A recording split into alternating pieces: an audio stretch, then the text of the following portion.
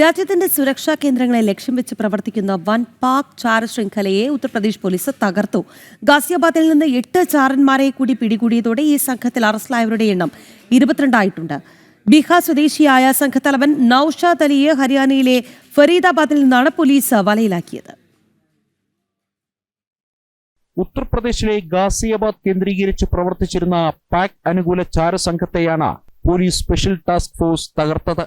പാകിസ്ഥാൻ ചാരസംഘടനയായ ISIക്ക് വേണ്ടി പ്രവർത്തിച്ചിരുന്ന 8 പേരെ ഒടുവിലായി പോലീസ് അറസ്റ്റ് ചെയ്തു.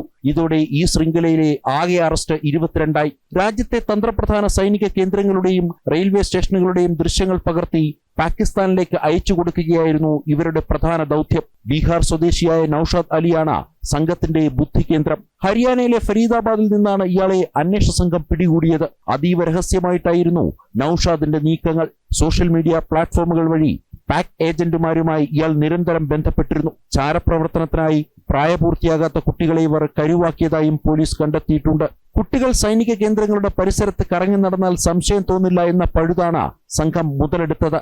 പിടിയിലായവർക്കെതിരെ ഒഫീഷ്യൽ സീക്രട്ട് ആക്ട്, UAPA തുടങ്ങിയ കടുത്ത വകുപ്പുകളാണ് ചുമത്തിയിരിക്കുന്നത്. രാജ്യത്തിന്റെ വിവിധ ഭാഗങ്ങളിൽ ഇവർക്ക് സ്ലീപ്പർ സെല്ലുകളുണ്ടോ എന്ന കാര്യത്തിലും മിലിറ്ററി ഇന്റലിജൻസും UP, STFും സംയുക്ത അന്വേഷണം തുടരുകയാണ്. വരും ദിവസങ്ങളിൽ കൂടുതൽ അറസ്റ്റുകൾ ഉണ്ടാകുമെന്നാണ് സൂചന.